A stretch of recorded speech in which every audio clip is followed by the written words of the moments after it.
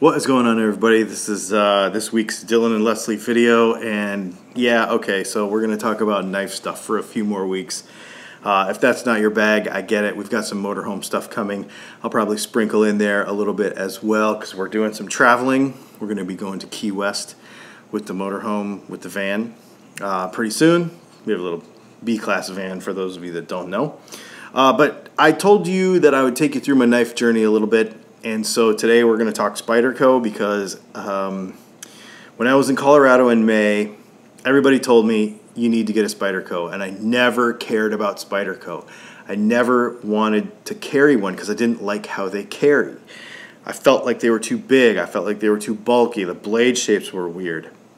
And I was like, you know what? Screw it, I'm going to give it a shot. And now we have however many of these things. Not all of these are mine. A couple of these are not mine, but we'll get into this in just a minute. We went to Spyderco in May, and I ended up buying 3 knives in the same day. I bought this little dude for Leslie. I can't remember which one this is. It's a VG10 blade, the HRM scales, and it's really nice. This is her little desk knife. She uses it to open packages and whatnot. So that's her little thing, and she really likes it. It's cool. It's just a little baby knife. This is the knife that led her down the Microtech road because she wanted something a little bigger that she could actually carry and be useful on a daily basis because she doesn't want it on her keys. So that's the little dude there. The same day, I bought my first Spyderco to actually try to carry. And it is the Mannix 2 with the G10 scales. Now I like this knife because it's a ball bearing lock, whatever they call their ball bearing lock. I really like it. It is CPM 110V, S110V steel, super sharp. I've actually never had to sharpen it before. I've used it a bunch, and it is like indestructible. And actually, this one, I like it because it fidgets. I like knives that fidget, not gonna lie. So this has been kind of, and I like the grip, so to use it to like cut through big boxes of cardboard, anything like that, I really, really like this knife. And the steel is really good. It's still a little big in my pocket, like wide this way. So this has been my hang up with Spyderco stuff, is the width from here to here. So when you put it in your pocket, it just feels like it's, I don't know, maybe my pockets aren't that big. I don't know, I like it long and slender, and the width from here to here is a little bit weird for me. So that's the only thing that I think I kind of didn't like about this knife was that. But I carry it a lot. It's my favorite. It's probably, well, it was my favorite Spyderco. We'll get to that in a minute. Okay, next, on the same day, when you go to Spyderco in Colorado, they have this cabinet. And basically, it's like a 50% off cabinet. The knives that are in that cabinet do not come with any packaging or anything, and they were like knife show demos. Okay, so you could, same warranty, they were brand new, but maybe they'd been handled by somebody at a knife show, and so they were 50% off. And I thought that the Spyderco Police would be a really cool knife to have, the one in stainless steel. Now, I have never carried this. This knife is a little bit useless to me, but it was just kind of an impulse buy. I actually have it for sale right now because it's just kind of not that important to my collection. So if you're interested, get in the comments and let me know. It's a VG10, it's a Japanese knife, so VG10 steel with the partial serrations. And it's cool. It's a neat knife, but it doesn't fidget very well because it's so big, and my hands aren't big enough to do that. So anyway, it's just kind of not my thing anymore, but I really do like it. It's just kind of not my thing and not something that I care about carrying that much, if that makes sense. But this was really cool also. I got it because it was so slim this way. And so you put this in your pocket, and it does kind of fit in your pocket, which is pretty cool. All right, so that was that trip. Now, in between trips to Colorado, I was on maybe Blade HQ or Knife Center or one of those places, and I was trying to get a knife for the van. Something that we could have in the van that we wouldn't take our good kitchen knives when we were going on weekend trips in the van. And Spyderco, I think maybe it was Blade HQ or Knife, one of those places, Knife Center, had these on sale. This is the Bow River. This is the Spyderco Bow River. And it's a really cool knife. It is one of those long kind of stainless blade names. Anyway, I put my own edge on this knife. This is the only Spyderco that I've put my own edge on. And we use this for food prep in the van. It's super durable. It comes in a sheath. One of the reasons I wanted to get a knife with a sheath in the van is because when everything's banging around in there, you want to have like individual protection for the knife so that it doesn't beat its edge up while it's riding around in the van in case anything rattles around. And so this was a good one. So we actually got 2 of these. So for food prep and for just using for spreading and cutting and whatever in the van, this is the knife for it.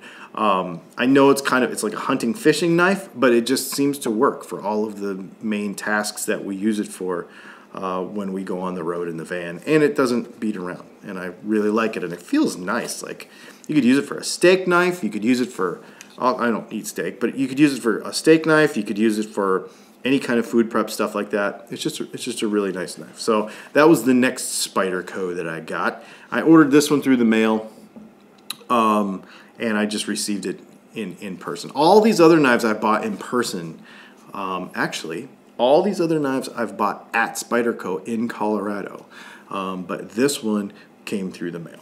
Okay, now let's get on to my next trip to Spyderco in Colorado. By this time, Leslie was really looking for a knife that she could carry. Now, I should be clear, this is not hers. This is mine. This was an afterthought to the other knife that I'll show you in a minute, but I'm leaving my favorite Spyderco for last.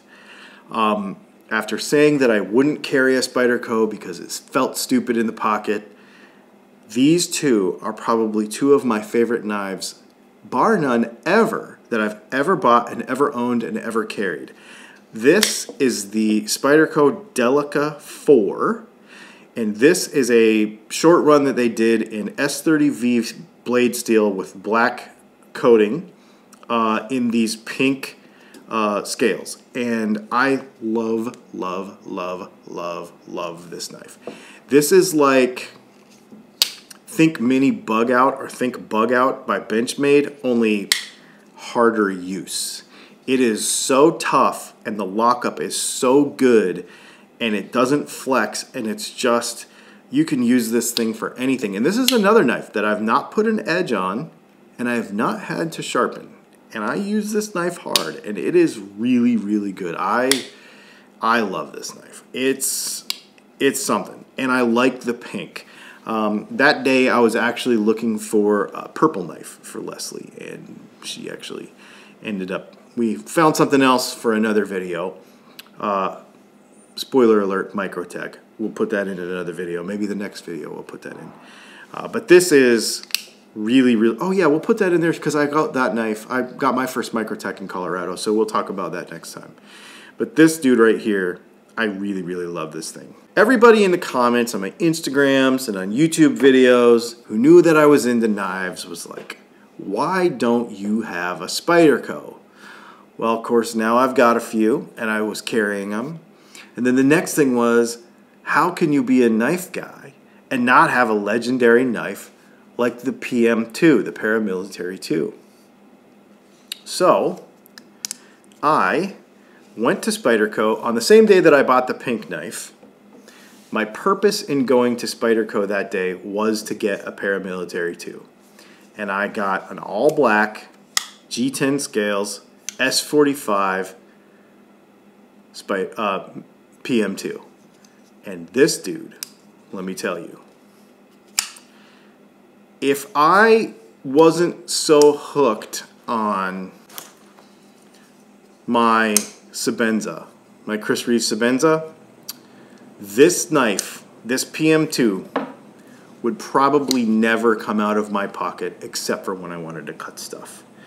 This knife is so good and so strong and so sharp and so I cannot tell you the blade shape, the length, the grip, I mean everything about it.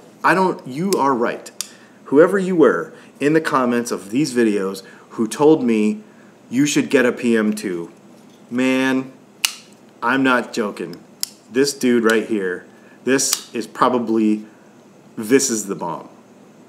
It's almost to the point where you wouldn't need any other knife except for this. It's that good.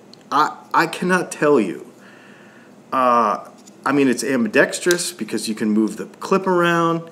I'm left-handed, but I actually do everything knife-related right-handed. It has loosened up just a little, and it's perfect for me. So I can drop it closed one-handed and open it one-handed and then use it and put it back in the pocket. My goodness. I love this knife. Yeah, if it wasn't for my Sebenza kind of trumping everything, this would probably be the knife that would be in my pocket at all times. So there it is, my Spyderco collection. I'm sure it will grow because I go back to Colorado a couple of times a year, and I really like going there. The people are great. They always help you find something cool, and I think it's pretty neat. And I really, after saying for so long that I did not like a Spyderco, I bought a cheap Spyderco, like maybe a Tenacious or something, a couple of years ago, and I gave it to my nephew because I did not like it. And it was not until this Mannix 2 that it really turned me. And then when I got these two knives, man, I have to tell you, the PM2 and the Delica 4, wow. Anyway, there you go. There's some knife geekery for the day. Give you my little journey.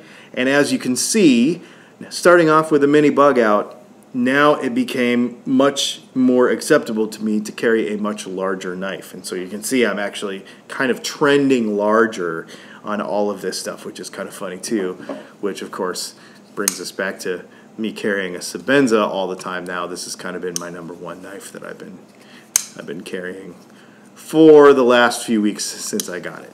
So there you go. If you have any questions about it, get in the comments. I'll leave a link to as many of these knives as I can find in the comments. If you use those links, it doesn't cost any extra. It helps us out just a little bit if you use those links. And yeah, I guess we will talk to you a little bit about some trips that we're going on in the next couple videos. Maybe we'll even do a live stream, me and Leslie, on this here channel. I hope you have a good one. Get out there and do something. Use some stuff. Cut some stuff. Burn some stuff. Travel somewhere. Do some things. And until then, we will see you in the next video. Make sure you like and subscribe and all that stuff that you do when you watch a YouTube video. I appreciate it.